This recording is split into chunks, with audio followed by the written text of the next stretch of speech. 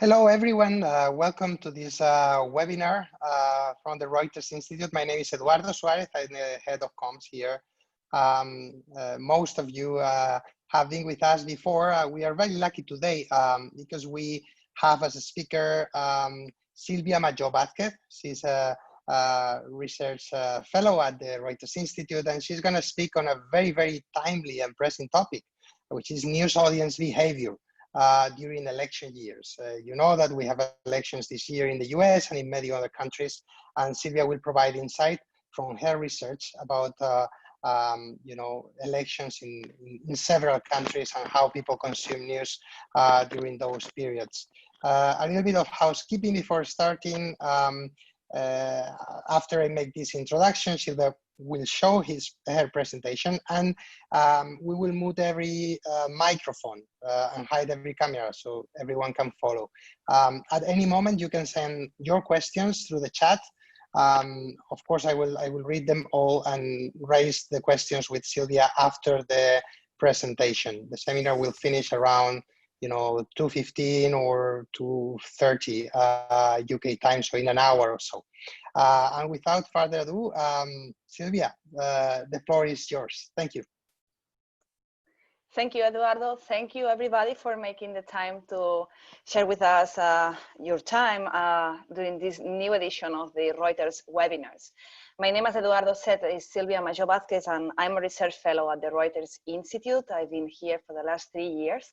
And today I'm going to talk about news audience behavior in electoral years.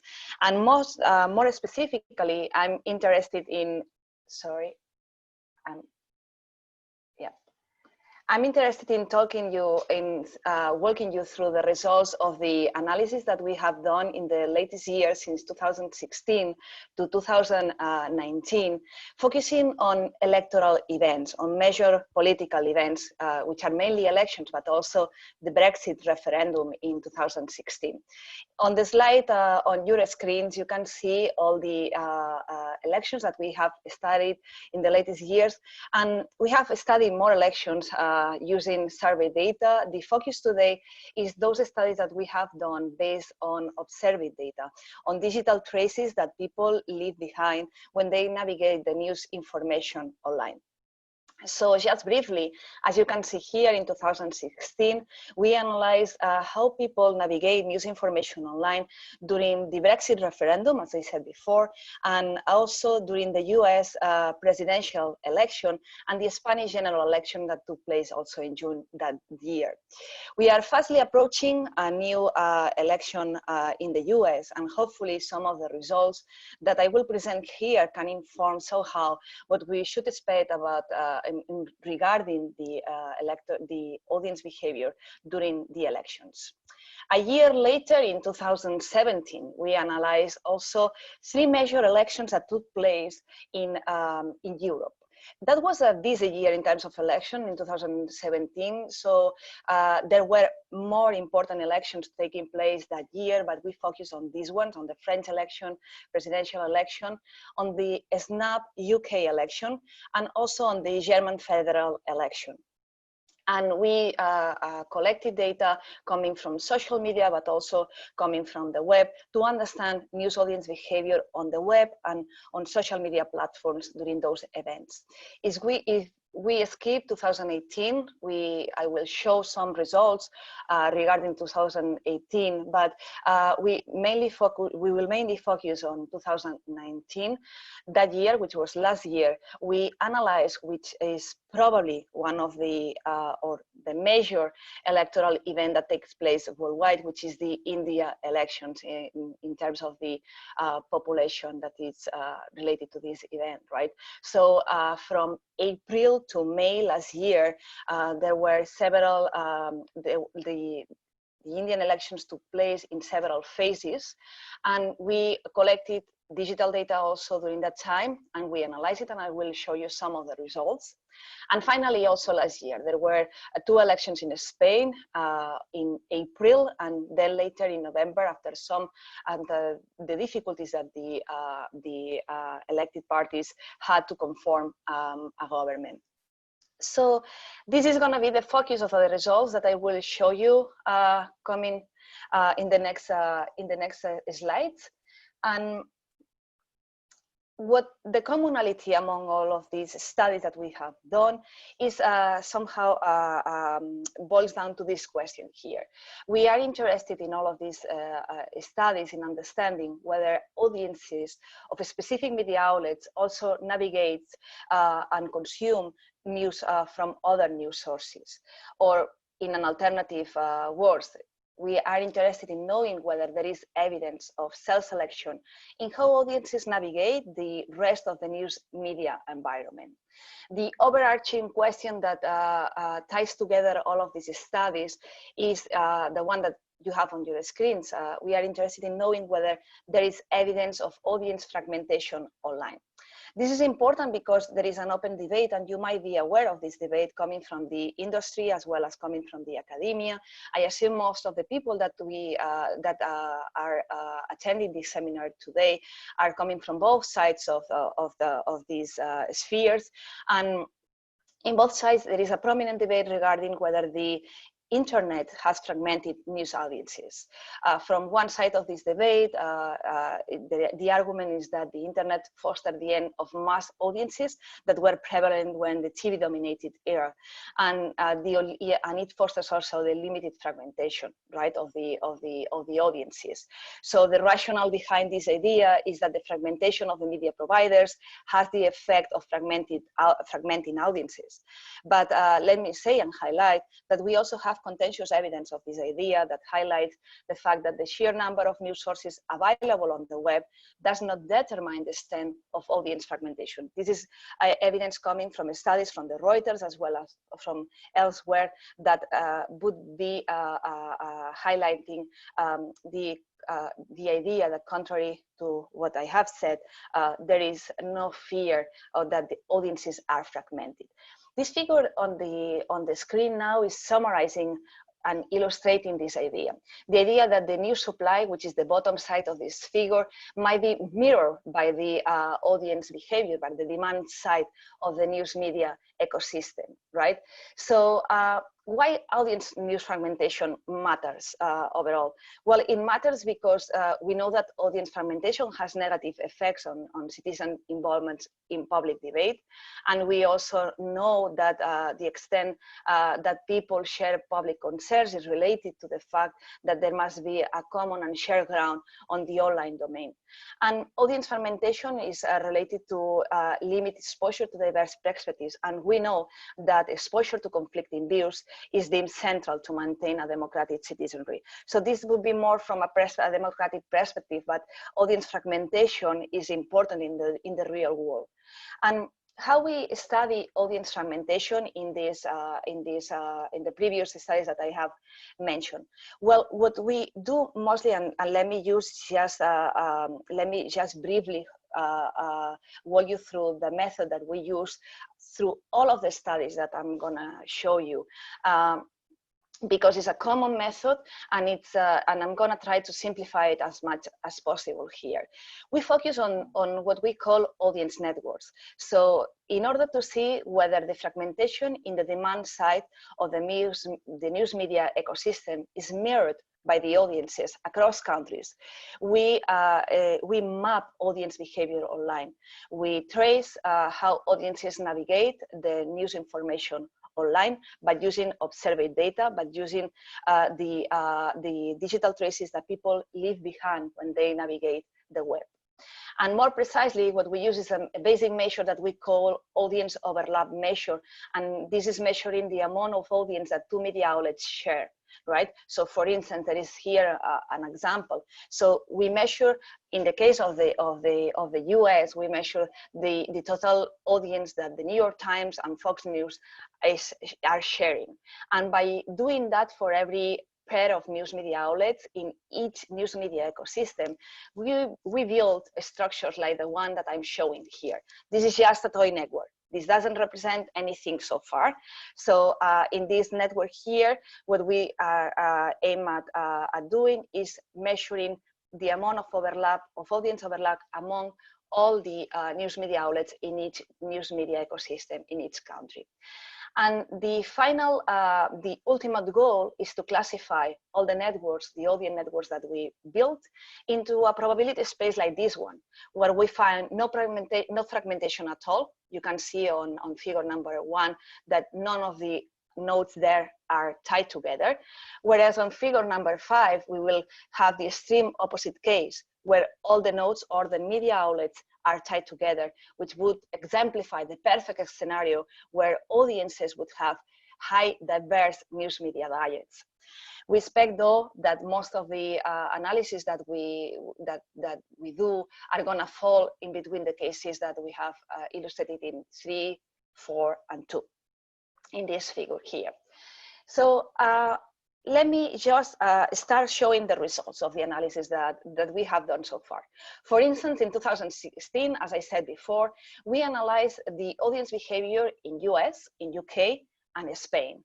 We did that with observed data coming from Comscore, an audience meter that provide us with data for representative panels in these 3 countries.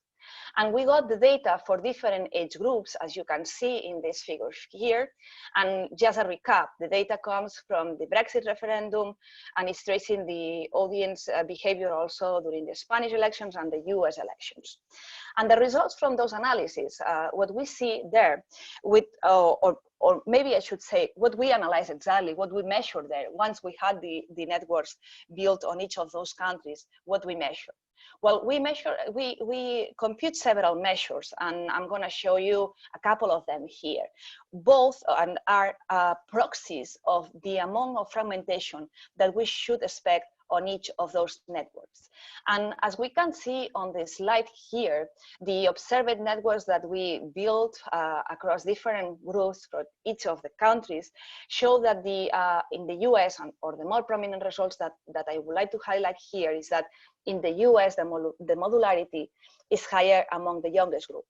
Translated into human words, what this means is that among the youngest groups, we might expect more fragmentation than those on the older groups, right? And this is the case for the US, but not for Spain and the UK, where when we compare the results that we had to the random networks that we generate, we saw that there were no significant differences and no evidence of well-defining groups, right? So in the US in 2016, we do find that there was evidence of fragmentation, but very tied to the youngest groups, those people aged between 15 years old and 34 years old, as you can see on the left-hand side of this figure here. Moving on, and I think you saw on the introduction of the presentation that one of the things that we are interested in these studies is looking at the differences of the type of audiences that legacy news media attract in comparison to digital-born outlets. Looking at that, and also still focusing on the US, on the UK, and Spain, we compute the centrality measure of the centrality scores of the news media outlets on our networks. And what we saw is that, for instance, in the US, digital-born outlets, those outlets that do not have an offline edition, are more central than legacy media. And the implications of that is that digital-born outlets, and I'm talking now about the US, are more attractive to a wider range of online population. So they serve a more diverse audience base, right? And again, this centrality measure is a proxy to understand the inequality and the diversity in the audience base of news outlets. And in this case, we have focused on legacy versus digital-born outlets. If we move to another country, in this case, Spain, in this very same analysis, we find that it was the legacy media which were more central, and that the audiences were more likely to navigate a wide range of news media sources within the audience network. I'm not going to highlight the results for the UK because in this case are not significant. And the final analysis that we did in 2016 for the elections in the US, in Spain, and the Brexit referendum was related to the centralization of the network. We were aiming at seeing whether there were news media outlets that were more central in terms of the audience that they share with other news media outlets. And what we found, and that was consistent with the media system in the UK, is that the UK reproduces a structure more centralized around a hub, in this case around the BBC, right? So it means that indeed the audience that is attracted by the BBC or that the BBC serves an audience that is diverse in terms that it navigates several other news outlets on the same network. In the US, we see that news audiences navigate the news media environment in a more distributed way.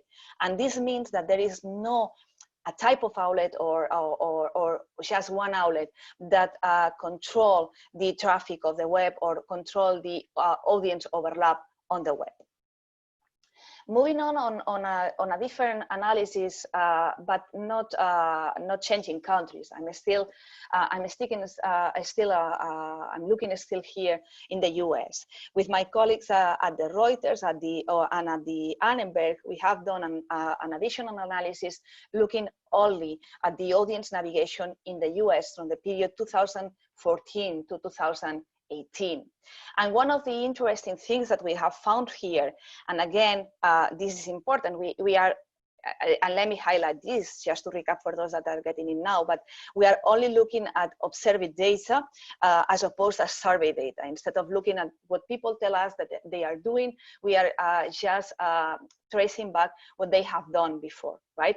And in this case, we have compare the structure of the audience network on the desktop navigation versus the mobile navigation, right? So we have seen that the increase in mobile news consumption is coupled with denser audience networks. So we see denser audience networks in mobile platforms like the mobile phones and tablets, as opposed to desktop platforms.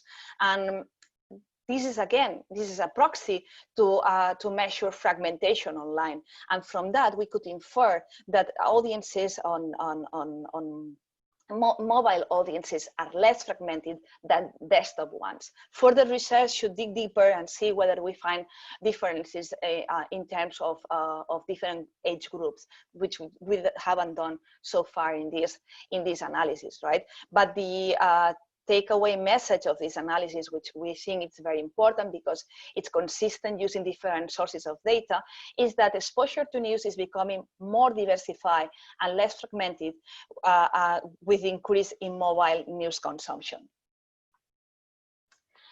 And in this new slide that I'm showing here, we are again, we are sticking to our main goal, which is analyzing audience fragmentation online, but we are using here a different source of data.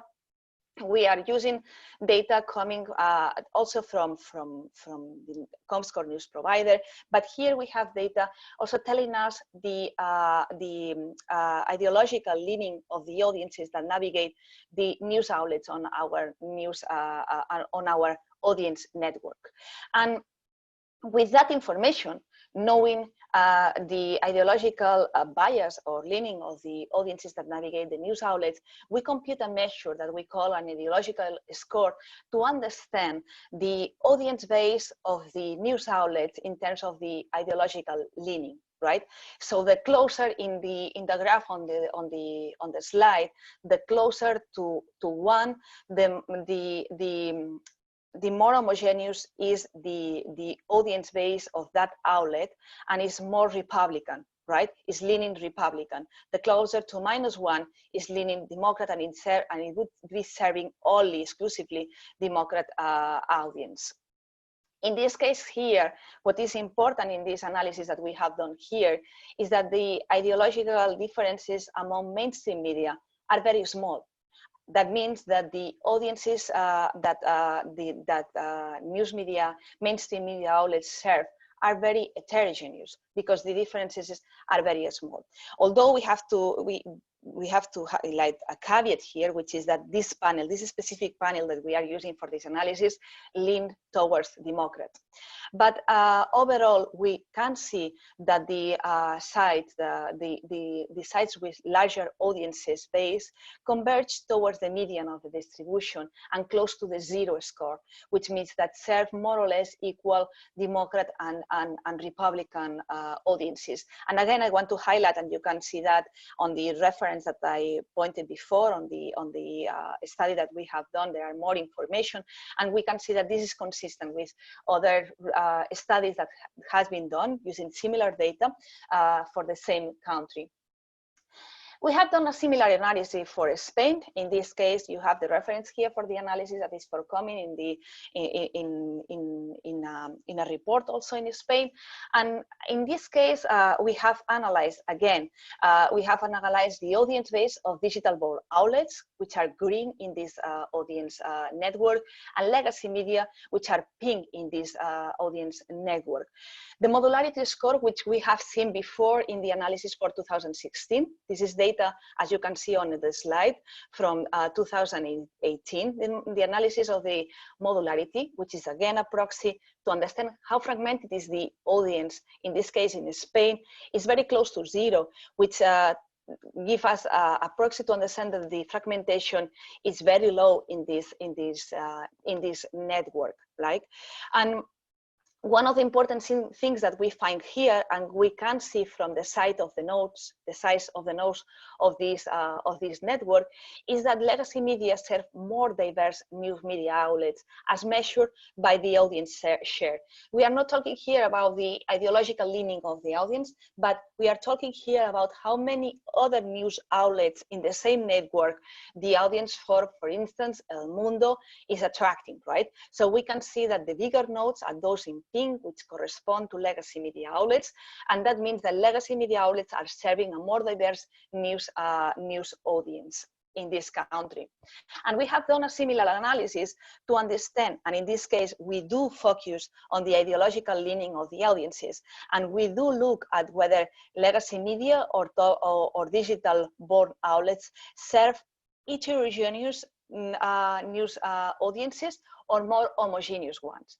One of the things that stands out from this analysis, and I would like to highlight from this analysis, is that we do find news outlets that attract very, very homogeneous audiences. And in this case, you can see them score on the left and the right-hand side of this of the x-axis on this figure, right? And we can see that top legacy news media outlets in Spain do attract very homogeneous, ideologically homogeneous news audiences. This is the case, for instance, of El País. On the left-hand side, we see rather smaller news media outlets, digital born, but also legacy one, for instance, TV, one of the broadcasters, La Sexta, that do attract homogeneous, ideologically homogeneous news media outlets. This would be again a proxy of fragmentation in the online news domain. Moving on some of the results that we have from the French elections in 2017, and you can see my co-authors here on this analysis that we did. We collected data from Twitter, and so far we have measured audience behavior, audience consumption by focusing on a rather simple measure of audience attention, right? Which is just the number of unique visits that two media outlets share. In this case, we measure the audience behavior, but looking at a richer measure of audience behavior, which is audience attention. How many people, how many people retweet a pair of two news media outlets? How many people mention a pair of two news media outlets? Or reply to a pair of news media outlets. By doing that, in the case of, again, of the French elections in 2017, we built another audience network, in this case, mapping the audience behavior on Twitter. And we did the same on Facebook. At the time, we could collect data from Facebook. We still could collect that data. And we analyzed the audience overlap on Facebook by measuring the amount of people that that commented on a pair of posts of news media outlets. So this visualization here tells us almost anything because it's difficult to understand, but let me just walk you through the data that we use here. We use 10,000 posts from Facebook, and we analyze the audience behavior among 37 news media outlets using about 4 million user comments, right? And we did we built a similar measure for Twitter, as I said before, and the analyses are here. The results are here, and this is more meaningful than the network visualization that we saw before. What we see here is that the users consume news in a more distributed way on Facebook than on the web, right? And the web reproduces a structure that is more centralized around a hub. Again, what this tells us is that on Facebook, we see that the comments, the way that people is commenting on the news media ecosystem in France is more distributed, is not controlled by a pair of news media outlets or by a news media outlet that is more central. And this again can tell us something about how fragmented is the audience structure on that platform, on France, in the case of the French election. But let me elaborate on this. We also analyze the differences in the network modularity across the three platforms, the web, Facebook, and Twitter during the French elections. We did not see well-defined groups on the web, right? Because the modularity is very low. But we did find modularity. The modularity was higher on Facebook. However, it wasn't significant. But we found that the way that people commented, and again, we use the comments as a proxy of attention and engagement. A richer proxy that only visits was rather fragmented. And the final results that I'm showing now, we are 2 minutes to 2 p.m., so I should finish by then. And the final results that I would like to show here are the ones that we obtained last year during the India elections. As I said, we analyze web data and also Twitter data and Facebook data during the India elections. I'm going to focus now on the Twitter and web data. And this is a map to summarize the complexity of a country like India. And here we have all the election phases on different colors. As I said before, the elections in India took place since from 11th April to 19th May, and we collected data of corresponding to the audience navigation among the most important news outlets in the country in terms of the audience reach. Why I think it's important to bring here the results for India, because India is an understudied media ecosystem, but it is an ecosystem that is ethnically, religiously, culturally, and linguistically very diverse, probably more diverse than the one that we have, than the examples that we have seen before. And it's a mobile first and platform dominated media environment, right? So another thing that it's very interesting of the Indian media ecosystem is that the digital born outlets are very prominent, right? And the analysis that we did in India using web data, similar web data that the one that I have explained for the case of the US, UK, and Spain. From that data and from Twitter data, again, we built two networks, two different ones. One is measuring the amount of audience overlap on the web among news media outlets. And the second one, the Twitter network, what is measuring is the amount of people that retweet and also reply or mention a pair of news media outlets. We compute several measures as the ones that we have shown before, but I'm going to bring here only the two main highlights highlights of this analysis, which are that we did not find evidence of high fragmentation on the web, the modularity analysis that we compute, that we run, and again, that was a proxy to understand whether we could find definite groups on these networks, were very close to zero, right? And what we also found interesting on this analysis was that the digital-born outlets serve very diverse news media audiences, both on the web and on Twitter, right? So news media, news audiences navigating digital-born outlets in India also navigate a wide range of other news media outlets in those audience networks in the media ecosystem in India. But probably more important is that TV and national dailies seems to be those that serve more diverse news audience base, and hence might be serving as those that perform a more important role in holding those networks less fragmented. And I invite you also to go further, to dig deeper or go further on these results on our fact sheets, but also on the references that I have included in this presentation. Thank you so much, and I welcome all your questions now.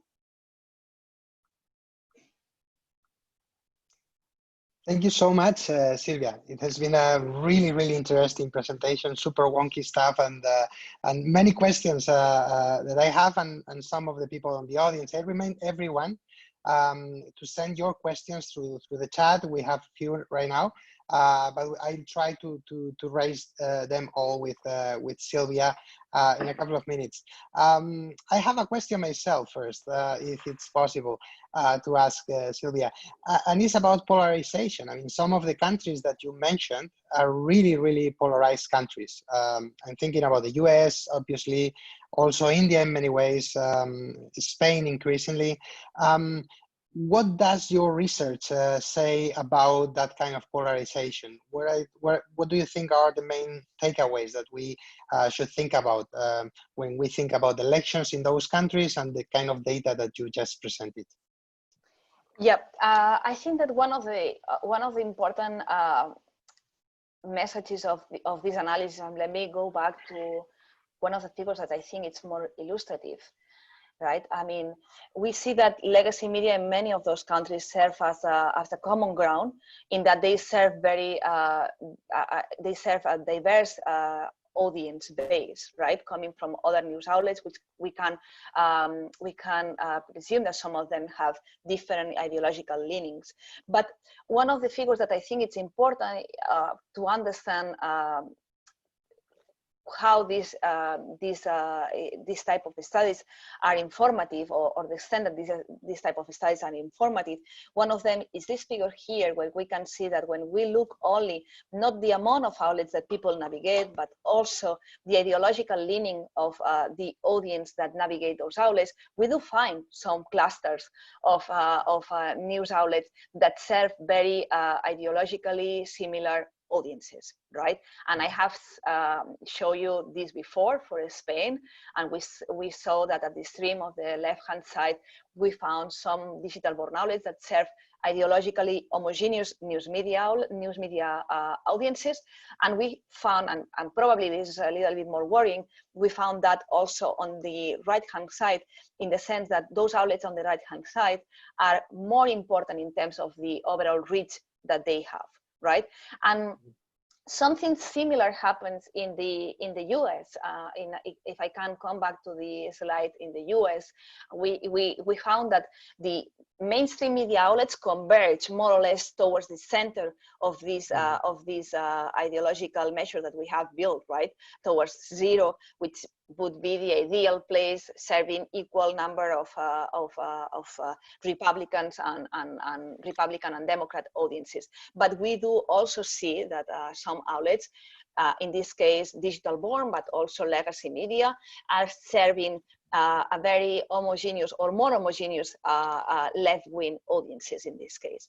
So we are not saying that even if in the aggregate we found diverse news media diverse audience behavior in terms of the news media that they navigate, right? We do not say that some clusters do not exist. They might exist, and we do know that they probably exist among those segments of the population that matches the less educated and the less affluent segments of the population, which at the same time are those that navigate a fewer number of news sources, which means that they do not have that diverse diet in terms of number of outlets. So again, that would be the segment of the population where echo chambers or filter bubbles that motivate the beginning of this discussion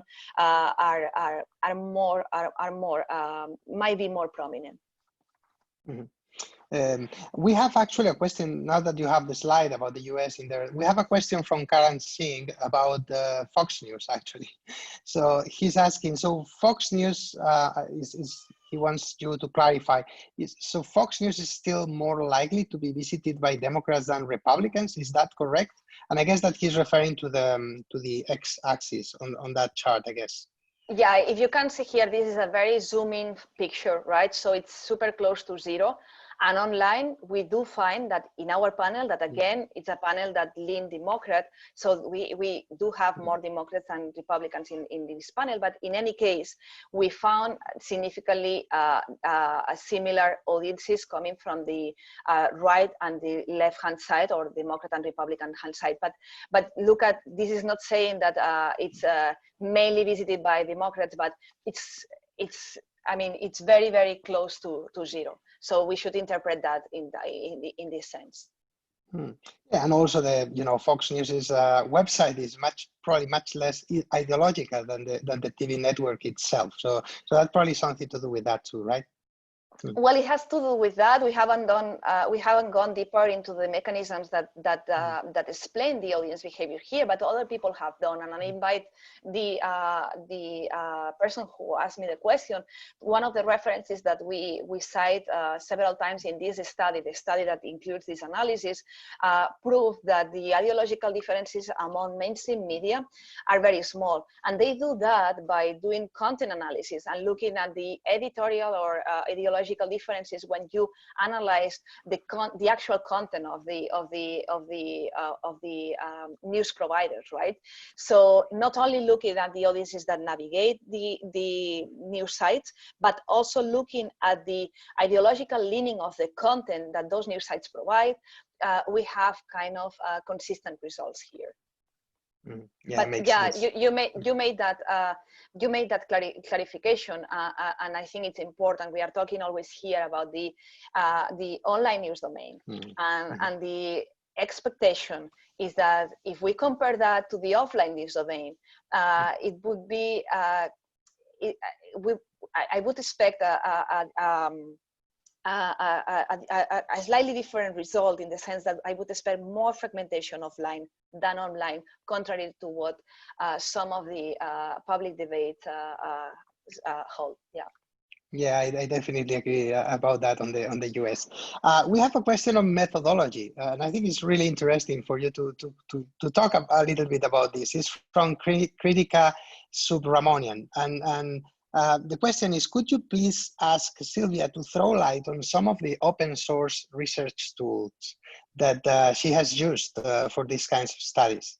So I guess everybody's curious. I mean, how can you do this kind of analysis, and what are the sources or the tools that you usually use? Well, we usually, for the analysis itself, we use R, right? For the analysis, it's not a problem. The plotting is mainly using R and or using Gephi, so that's open source. A more limited, less open is the data that we use, because it's tied to a license. So having that license allows you to use to analyze this data, right? So this for the web data, for the web audience data. For the Twitter data, as you know, we still can get the data from the APIs that Twitter have for researchers and other developers to gather. So let's say for someone at home or some journalists, of course, there's a learning curve, I guess, for R, but the data, at least on Twitter, is still available, and they can actually do this kind of analysis themselves, right? They do, and then and also if they go online, there is also a good repository of audience networks, and I can share later the exact address of this database of networks, where you can train yourself on doing this type of analysis. So I'll after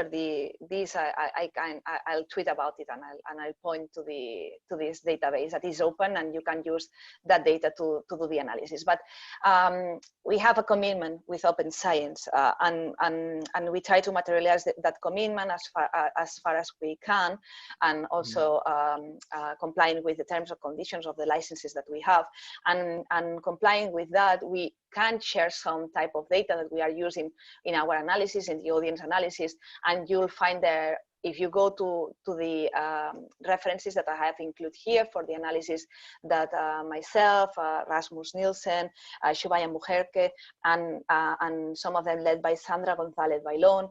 So if you look for those studies, you'll find references where open repositories are available with some of our data for training yourself also on this analysis. That's great.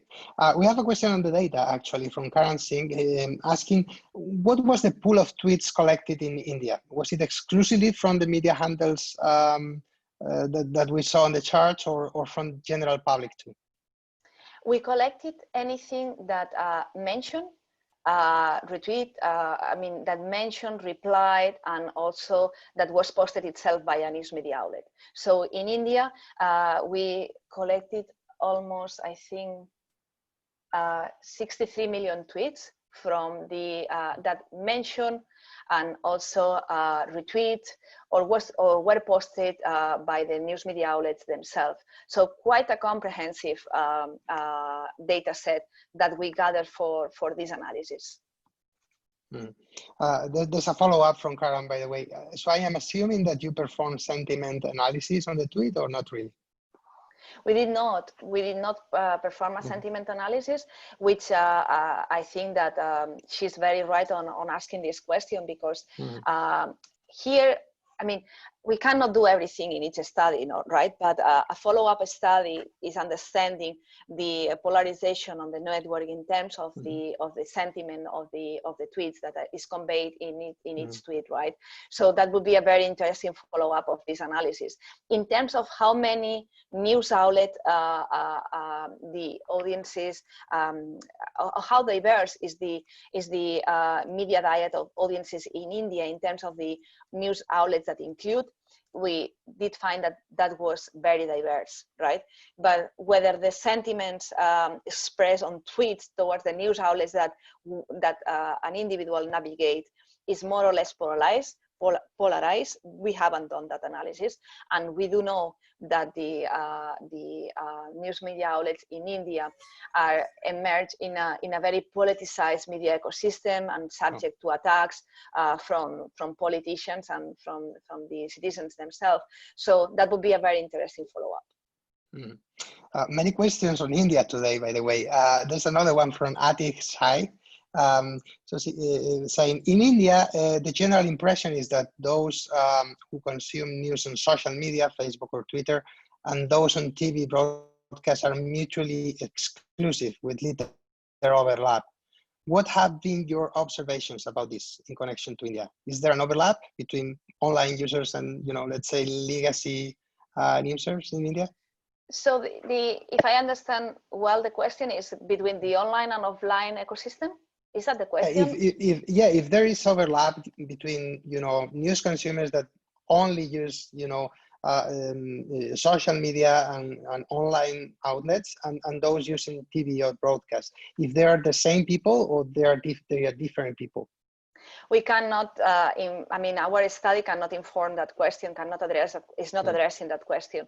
But we do know that what we do know is that the India media ecosystem is very mobile first and platform dominated. Whether the diets are diverse in terms of the consumption on TV, consumption on newspaper, that would be a different study that we haven't done in this analysis. Mm-hmm. We have a question, I think, on the US from Mark Bowers, and he's asking about, I think it's about the slide on the US that we were talking about before. And he's asking, is the audience computation on this slide based on reach or on consumption? I'm on reach. Not on reach. Okay. Yeah, I guess that Mark is I mean, I think that's important. I mean, all of these analyses are based on the amount of visits that two media outlets have, right? And the amount of audience that they share.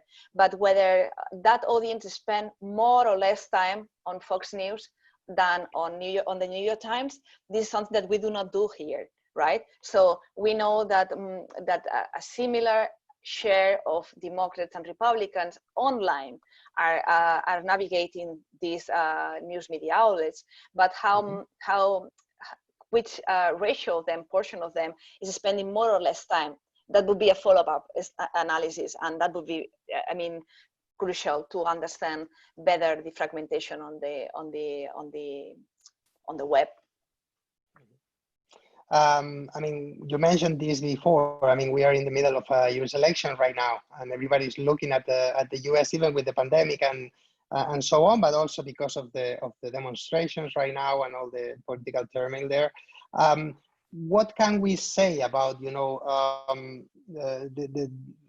public sphere in the US, or what have you learned? I mean, through these kind of studies.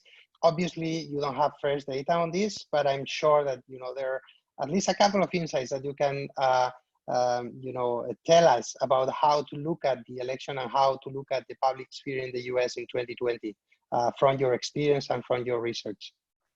One of the things that for me was important when we did this study with Sandra González-Bailón and Rasmus Nielsen at the Reuters. So one of the things that for us was important was that the evidence of fragmentation was more prominent among the youngest groups in the US, right? And I mentioned that for the first study, the first set of studies that I have described here. So we did find that the news media diets among the youngest, those from 15 to 34 years old, was slightly more fragmented because the modularity score was higher, right?